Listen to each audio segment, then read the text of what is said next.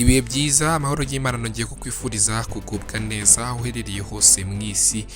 Yumva kuri mikoro nitwa Peter, turi tariki ya 22 z'ukwezi kwa Nyakanga umwaka ni 2025. Ngushimiye ko wahisemo kubana natwe kandi ngushimiye kuje kuri uyu muyoboro wacu kumva ibyo twaguteguriye kuri uyu munsi. Nyemerera bitangirire mu ngingo z'ingenzi z'iki kiganiro ngiye kukugezaho. Urwego rw'igihugu rw'iterambere RDB rwatangaje ko kuva ku itariki ya 22 Nyakanga ibikorwa bya Hotel Chateau Marara byahagaritswe kuko iperereza ryerekanye ko yakoraga itarabiherewe uruhushya n'uru rwego rw'igihugu rw'iterambere n'inyuma y'uruva gusenya ibyamamare byahuriye narwo muri iyi hoteli. Byari bimaze igihe biri kuvugwa ku mbuga nkoranyambaga ndagana mu bindi biri kuvugwa. Mubwire ko noneho ikigo cy'igihugu kibarurisha mibare cyatangaje ko agaciro k'ubucuruzi bw'u Rwanda kageze kuri miliyari 1,995 z'amadolari ya Leta Zunze Ubumwe za Amerika mu gihembwe cya mbere cy'umwaka wa 2025. Turabiganamo izi nkuru n'izindi zitandukanye ziri kuvugwa mu Rwanda ndaza kuzikugezaho muri iki kiganiro. Hanyuma nkubwire ko kandi umunyamabanga mukuru w'umuryango w'abibumbye bwana Antonio Guterres yatangaje ko yishimiye intambwe yatewe hagati ya Repubulika ya Demokarasi ya Kongo n'ihuriro AFC 23 bashyira umukono ku mahame aganisha ku masezerano ya amahoro.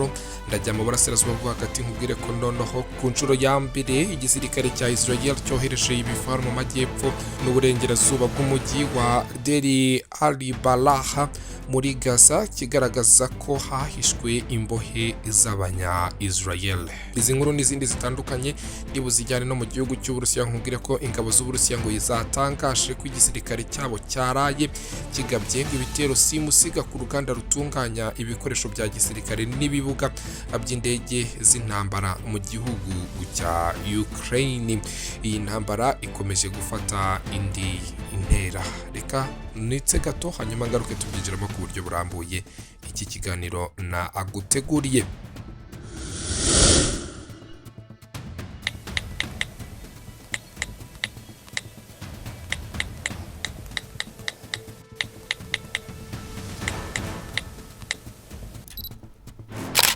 Urwego rw'igihugu rw'iterambere RDB rwatangaje ko kuva ku itariki ya 22 Nyakanga uyu mwaka wa 2025 ibikorwa bya Hotel Chateau Marara byahagaritswe kuko iperereza ryerekanye ko yakoraga itarabiherewe uruhushya. Itangazo ry'uru rwego ryasohowe ku itariki ya 21 Nyakanga rigaragaza ko guhera ku itariki ya 22 z'uku kwezi kwa Nyakanga Hotel Chateau Marara ntiyemerewe kongera gukora. Riti gukomeza ibikorwa nyuma y'iyi tariki bizafatwa nko kwica amategeko igihugu kigenderaho, bishobora kuvamo ibihano bikomeye. Kongera gufungura bizasuzumwa ari uko iyi hoteli imaze kuzuza neza ibisabwa ngo ihabwe uruhushya rwo gukora mu rwego rw'ubukerarugendo no kubahiriza byuzuye ibisabwa n'amategeko byose. Urwego rw'igihugu rw'iterambere rugaragaza ko abantu bose batanga serivisi z'ubukerarugendo no kwakira abantu bagomba kuba bafite uruhushya rwemewe rwo gukora ibikorwa by'ubukerarugendo bigenwa n'itegeko. Riti uruhushya rugaragaza ko ibikorwa byujuje ibisabwa by'ibanze ku bijyanye n'umutekano, serivisi nziza n'imikorere hagamijwe kurinda ababagana n'iterambere ry'ubukerarugendo rusange mu gihugu cyacu. Chateau Marara yari imaze iminsi igarukwaho ku mbuga nkoranyambaga kubera ubukwe bwa Haji Shadadi Musemakweli usanzwe ari umuyobozi mukuru wa Gorilla Motors Limited, akaba n'umuyobozi nshingwabikorwa wa Gorilla FC na Uwera Bonete. Bwahabereye bukavugwa ako bahawe ngo serivisi mbi cyane. Uyu Shadadi Musemakweli na Uwera Bonete bashinjiye hoteli kubura umuriro bya hato na hato, ndetse hakaba nta nyunganizi yawo yari ihari, kudakurikirana ibibazo byabayeho mu gihe ibirori byabo byabaga, gutanga serivisi mbi, guhindagura ibiciro babahereyeho ibintu, ibibazo by'isuku nke, kwica amasezerano no gutanga serivisi zidahwanye n'urwego iyi hoteli bivugwa ko iriho. Gusa ubuyobozi bw'iyi hoteli bwahise bukana iy'ubutabera buvuga ko abageni bakangishije hoteli ibikorwa byo kuyisebya no gukoresha uburiganya ngo batishyura amafaranga bari bayibereyemo yari yasigaye. Ku itariki ya 18 z'uku kwezi rero umuvugizi w'urwego rw'ubugenzacyaha RIB Dr Murangira Bitieri yemereye itangazamakuru ko bazi iby'icyo kibazo kandi ko hari gukorwa iperereza, ariko yirinda kugira byinshi abitangazaho ngo bitaribangamira. Ati iyo dosiye turayizi kandi iri gukorwaho iperereza, nta byinshi twavuga bitararangira. Ku rundi ruhande urwego rw'igihugu rw'iterambere RDB rwahamije ko nyuma y'iperereza ryakozwe byagaragaye ko iyi hoteli ikora nta ruhushya, bityo ikaba itarubahirije amategeko agenga ubukerarugendo mu Rwanda.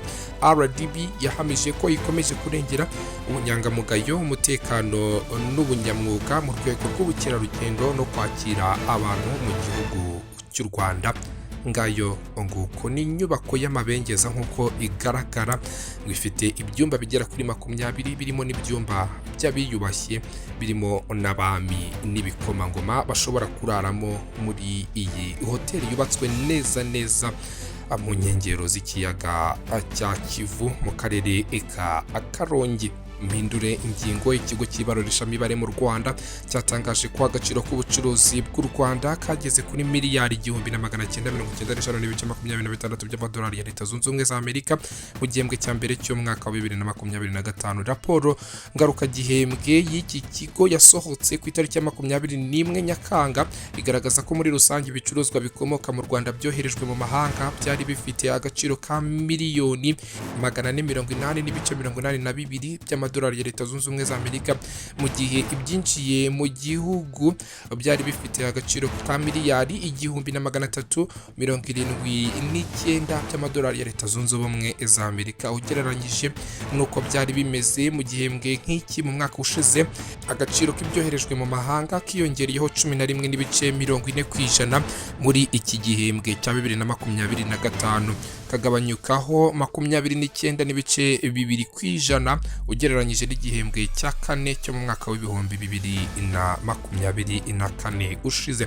Leta Zunze Ubumwe z'Abarabu zoherejwemo ibicuruzwa bikomoka mu Rwanda bifite agaciro ka miliyoni 288.75 by'amadolari ya Leta Zunze Ubumwe za Amerika, nizo zoherejwemo ibifite agaciro kenshi ugereranyije n'ibindi ibihugu. Igihugu cy'abaturanyi cya Repubulika ya Demokarasi ya Kongo kiri ku mwanya wa kabiri, cyoherejwemo ibicuruzwa bifite agaciro ka miliyoni 54 by'amadolari ya Leta Zunze Ubumwe za Amerika, ikurikirwa n'Ubushinwa miliyoni 23.45 by'amadolari ya Leta Zunze Ubumwe za Amerika, Luxembourg miliyoni 11.98 by'amadolari ya Leta Zunze Ubumwe za Amerika, ndetse na Leta Zunze Ubumwe za Amerika nyirizina zoherejwemo miliyoni zigera ku 10.73 by'amadolari ya Leta Zunze Ubumwe z'iki gihugu cya Amerika. Mu bihugu byo mu karere, Uganda iza ku mwanya wa kabiri, ikaba yaroherejwemo ibifite agaciro ka miliyoni 5.88 by'amadolari ya Leta Zunze Ubumwe za Amerika, igakurikirwa n'Uburundi bwoherejwemo ibifite agaciro ka miliyoni 3.74 by'amadolari ya Leta Zunze Ubumwe za Amerika. Repubulika ya Demokarasi ya Kongo niyo yakiriye ibicuruzwa bifite agaciro kenshi byabanje kunyura mu Rwanda biturutse mu mahanga, kuko mu gihembwe cya mbere kageze kuri miliyoni 127.14 by'amadolari ya Leta Zunze Ubumwe za Amerika, kangana na 93.91 by'agaciro kose, miliyoni 135.39 by'amadolari ya Leta Zunze Ubumwe za Amerika. Iyi raporo igaragaza ko agaciro k'ibyinjiye mu gihugu kagabanyutseho 2.23% mu gihembwe cya mbere cya 2025 ugereranyije no mu gihe nk'iki mu mwaka ushize, kagabanyukaho 15.36% ugereranyije n'igihembwe cya kane mu mwaka ushize. Ibihugu bitanu bya mbere byinjije mu Rwanda ibicuruzwa bifite agaciro ka miliyoni 421.91 by'amadolari ya Leta Zunze Ubumwe za Amerika. Ku isonga hari Ubushinwa bwohereje ibya miliyoni 338.53 by'amadolari ya Leta Zunze Ubumwe za Amerika, hagakurikiraho Tanzania yohereje ibya miliyoni 150 51 n'ibice 30 by'amadolari ya Leta Zunze Ubumwe za Amerika. Igihugu cya Kenya cyohereje mu Rwanda bifite agaciro ka miliyoni 135 by'amadolari ya Leta Zunze Ubumwe za Amerika n'ibice 35. Ubuhinde bwohereza ibya miliyoni 115 n'ibice 65 by'amadolari ya Leta Zunze Ubumwe za Amerika. Leta Zunze Ubumwe z'Abarabu zo zohereza ibya miliyoni zigera kuri 81 n'ibice 9 by'amadolari ya Leta Zunze Ubumwe za Amerika. Agaciro k'ubucuruzi bw'u Rwanda kagabanyutseho 0.99 kw'ijana mu gihembwe cya mbere cya 2025 ugereranyije no mu gihe nk'icy'umwaka ushize 2024, kuko icyo gihe kari kuri miliyoni 215 n'ibice 30 by'amadolari ya Leta Zunze Ubumwe za Amerika, kagabanyukaho 29 n'ibice 2 kw'ijana ugereranyije n'igihembwe cya kane mu mwaka ushize, kuko kari kuri miliyari 2,484 n'ibice 12 by'amadolari ya Leta Zunze Ubumwe za Amerika.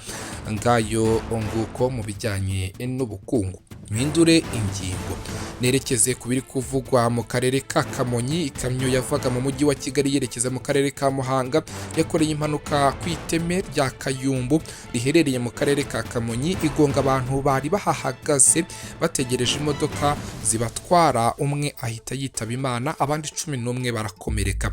Ni impanuka yabaye ku mugoroba ku itariki ya 21 Nyakanga mu masaha ashyira saa moya z'umugoroba mu mudugudu wa Wimana, akagari ka Kivumu mu murenge wa Musambira ho mu karere ka Kamonyi. Iyo modoka yo mu bwoko bwa truck shanks yavaga i Kigali yerekeza i Muhanga yageze hafi y'ikiraro cy'umugezi wa Kayumbu, ikarenga umuhanda ikagonga ibyuma bikikije ikiraro kirangirika, irakomeza igonga n'abantu bari ku muhanda bategereje imodoka zibatwara. Hahita hapfamo umuntu umwe, abandi 11 barakomereka. Ababonye impanuka iba bavuze ko iyo kamyo yari iya sosiyete ikora sima ikorera mu karere ka Muhanga. Umuvugizi wa polisi y'u Rwanda mu ishami rishinzwe umutekano wo mu muhanda, uyu ni bwana CP Emmanuel Kayigi, yabwiye itangazamakuru ko iyi mpanuka yatewe no kubura feri kw'iyi modoka ari nabyo byayiteye kurenga umuhanda ikagonga n'abantu hakagira n'uhaburira ubuzima.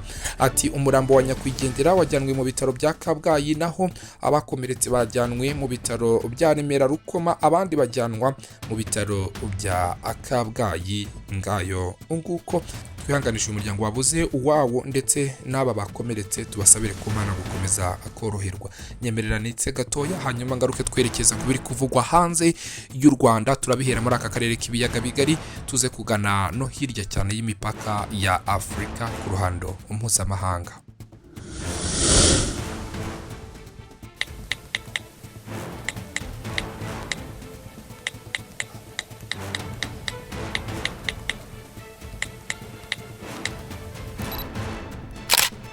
Umunyamabanga mukuru w'umuryango w'abibumbye ni bwana Antonio Guterres yatangaje ko yishimiye intambwe yatewe n'igihugu cy'abaturanyi b'u Rwanda, Repubulika ya Demokarasi ya Kongo n'ihuriro AFC M23 bahanganye bashyira umukono ku mahame aganisha ku masezerano y'amahoro ahagarika n'imirwano bamazemo igihe kitari gito. Ibiganiro bihuza leta y'Kinshasa n'iri huriro AFC M23 bibera i Doha mu gihugu cy'amabengeza cya Qatar bimaze iminsi bitanga umusaruro wa mbere, kuko ku itariki ya 19 Nyakanga basinye amasezerano azagenderwaho hategurwa amasezerano azageza ku mahoro arambye mu burasirazuba bw'iki gihugu cya Repubulika Iharanira Demokarasi ya Kongo. Umunyamabanga mukuru w'umuryango w'abibumbye bwana Antonio Guterres abinyujije ku rukuta rwe rwa X yahoze ari Twitter yashimangiye ko uyu muryango uzakomeza gushyigikira intambwe igeza ku mahoro arambye. Yagize ati Loni izakomeza gushyigikira intambwe ziganisha ku mahoro, kurinda abasivili no gushimangira ituze ku bufatanye n'ubuyobozi bw'igihugu mu karere n'abafatanyabikorwa mpuzamahanga. biteganyijwe ko aya mahame azatangira kubahirizwa bitarenze tariki ya 29 z'uku kwezi kwa Nyakanga, ibiganiro bitangire bitarenze tariki y'umunani z'ukwezi kwa Kanama gutaha, n'amasezerano y'amahoro asinywe bitarenze ku itariki ya 18 z'ukwezi gutaha kwa Kanama uyu mwaka w'ibihumbi 2025. Kongo yabona amahoro kandi abaturage bo mu karere k'ibiyaga bigari bagatuza, bagatekana, bagaturana ndetse bakabona ubuzima bwiza n'iterambere rikabasha kugera mu bihugu bigize iki gice cya Afrika. Kanambuke nge mu burasirazuba bwo hagati nk'ubwo ko ku nshuro ya mbere y'igisirikare cy'ingabo z'abasioniste cya Israel cyohereje ibifaru mu majyepfo n'uburengerazuba bw'umujyi wa Deli al-Bahala wo muri Gaza, kigaragaza ko hahishwe imbohe z'abanya-Israeli. Ibi bifaru bya Israel byoherejwe mu gace ka Deli al-Bahala gatuwemo n'abanyapalestine bahunze intambara igiye kumara amezi arenga 21 ihuza Israel n'umutwe wa Hamas wigize gasheshe muri iyi ntara. Minisiteri y'ubuzima muri iyi ntara ya Gaza yagaragaje ko kuva ibi bifaru byakoherezwa na Israel muri Deli al-Bahala bimaze kurasa ibikorwa remezo bikomeye birimo inzu z'abantu, ndetse abantu 3 bamaze kwasiga ubuzima, abandi barakomeretse ku buryo bukomeye cyane, barahakomerekeye rwose. Iyi minisiteri yakomeje ivuga ko no mu majyepfo ya Gaza hitwa Khan Yunis, Israel yagabyeyo ibitero by'indege bikomeye cyane byahitanye abantu 5 barimo umugabo n'umugore n'abana babo uko ari 2. Agahinda rwose nikica kagira mubi. Palestine ihamya ko mu munsi umwe Israel igabye ibitero muri utu duce abanyepalestine bagera kuri 130 bamaze kwasiga ubuzima, naho abarenga 1000 barakomeretse ku buryo bukomeye ndetse cyane. Ntacyo ubuyobozi bwa Israel buragira icyo butangaza ku bitero iki gihugu kimaze kugaba muri utu duce 2 turimo Deli al-Bahala na Khan Yunis. Gusa umwe mu bayobozi ba Israel yatangaje ko impamvu nyamukuru yatumye ingabo z'abasioniste za Israel zitava mu gace ka Deli al-Bahala ari ukubera ko bakeka ko hakiri imfungwa ziri hagati ya 20 na 50 zigifashwe bugwate n'uyu mutwe wa Hamas. Reka nerekeze mu kindi gice cy'isi nacyo kiri mu intambara zo zafashe urundi rwego muri iki gihe. Minisiteri y'ingabo y'igihugu cy'Uburusiya yatangaje ko igisirikare cyabo cyaraye kigabye ngo ibitero simusiga ku ruganda rutunganya ibikoresho bya gisirikare n'ibibuga by'indege z'intambara muri Ukraine, igihugu bamaze igihe nabo bahanganye. Iyi minisiteri yabitangaje ku itariki ya 21 z'ukwezi kwa Nyakanga, ivuga ko ibitero byakabwe hifashishijwe intwaro zirasa kure zo mu bwoko bwa misile n'indege itagira abapilote zizwi nka drones, ndetse ko ibyo bifuzaga byose babigezeho. Itangazo rigira riti intego y'ibitero byacu twayigezeho, ndetse n'ibyo twifuzaga byose kurasa twabirashe ndetse neza. Nyuma y'ibyo bitero, perezida w'iki gihugu cya Ukraine Volodymyr Zelensky yashimangiye ko ibitero by'Uburusiya byangije ibikorwa remezo bitandukanye biri hafi y'umurwa mukuru Kiev, ndetse n'uduce dutandukanye turimo Kharkov ndetse na Ivano-Frankivsk. Gusa yagaragaje ko igisirikare cya Ukraine kirwanira mu kirere cyahanuye indege zitagira abapiloti z'Uburusiya za drone nyinshi mu duce dutandukanye turimo Sumi, Kremlinsk, Kilovograd na Nikoroyave na Apolitava. Zelensky, perezida w'igihugu cya Ukraine, kandi yagaragaje ko ibi bitero by'Uburusiya byari byiganjemo drone zirenga 120 ndetse n'ibisasu byo mu bwoko bwa misile birenga 20 byahitanye abantu 2, abandi 15 barakomereka ku buryo bukomeye nabo cyane. Reka nsoreze kino kiganiro ku nkuru ivuga ko Donald J Trump, Xi Jinping w'Ubushinwa ndetse na Vladimir Putin w'Uburusiya bashobora guhurira mu Bushinwa mu kwizihiza ngo imyaka 80 ishize Ubuyapani butsinzwe mu ntambara ya kabiri y'isi mu birori bizabera i Beijing ku murwa mukuru w'Ubushinwa mu kwezi kwa 9 uyu mwaka. Nibiba ni ubwa mbere bizaba bibaye mu mateka ko abo bayobozi bahura uko ari batatu. Perezida w'Uburusiya Putin yemeje ubutumire bwa mugenzi we w'Ubushinwa ni nyuma y'uko Xi Jinping yari yifatanyije n'Uburusiya mu kwizihiza umunsi w'intsinzi. Ni urugamba batsinzemo Ubudage bw'Abanazi mu ntambara ya kabiri y'isi yose yarwaniwe ku mugabane w'Uburayi. Icyakora umuvugizi w'ibiro bya perezida w'Uburusiya yitwa Dmitry Peskov yavuze ko nta kirenze yatangaza kuri ayo makuru, aho yagize ati ibyuko guhura ntabyo otuzi. Yavugaga ko byavuzwe ko abo bayobozi bose bashobora kubyaza umusaruro icyo gikorwa hanyuma bagahura bakaganira ku bibazo bitandukanye ubusanzwe batajya abumvikanaho ku ruhando mpuzamahanga. Muri Kamena y'uyu mwaka Trump yatangaje ko mugenzi we w'Ubushinwa yamutumiye we n'umugore we Melania Trump. Trump yavuze ko Perezida Xi Jinping batumiye gusura Ubushinwa ndetse agaragaza ko bagiranye ibiganiro byiza kuri telefoni, ibiganiro byibanze ku guteza imbere ubucuruzi. Abahanga bagaragaza ko nibiramuka bibaye abo bayobozi b'ibihugu by'ibihangange rutura mu isi bagahura bashobora kuganira ku ngingo nyinshi nko guhagarika intambara muri Ukraine, ibijyanye n'ubucuruzi n'izindi ngingo zitandukanye badakunda kwemeranyaho. Perezida wa Leta Zunze Ubumwe za Amerika Donald J Trump aherutse gutangaza ko azongera imisoro ikagera ku kigero c'100% ku bafatanyabikorwa b'Uburusiya mu gihe nta ntambwe iganisha ku guhagarika intambara muri Ukraine yaba itewe mu minsi igera kuri 50 iri imbere. Uretse Uburusiya, Donald J Trump yatangaje intambara y'ubucuruzi ku Bushinwa bituma ibihugu byombi bishyiraho imisoro yo hejuru ku bicuruzwa biva mu gihugu kimwe byinjira mu kindi, kugeza ubwo imisoro yageze ku kigero cyarenze 100%, aho bigeze kuri 145%. Bivuze ko ibiciro by'ibicuruzwa biva mu bihugu byombi byinjira muri buri gihugu byatumbagiye ku rugero ruri hejuru ndetse cyane. Nyemerera ngiye ngushimire wowe twabanye muri iki kiganiro cyo kuri uyu munsi w'itariki ya 22 z'ukwezi kwa Nyakanga umwaka wa 2025. Umuyoboro wacu witwa Ijwi TV, turi soko y'amakuru agezweho, muyagezweho nanjye Peter ninjye mvuga kuri mikro z'uyu muyoboro. Reka ngushimire ko wahisemo kubana natwe, dusubire mu zindi ngingo z'ibiganiro ndi kugutegurira kuri uyu munsi. Ciao ciao, bye.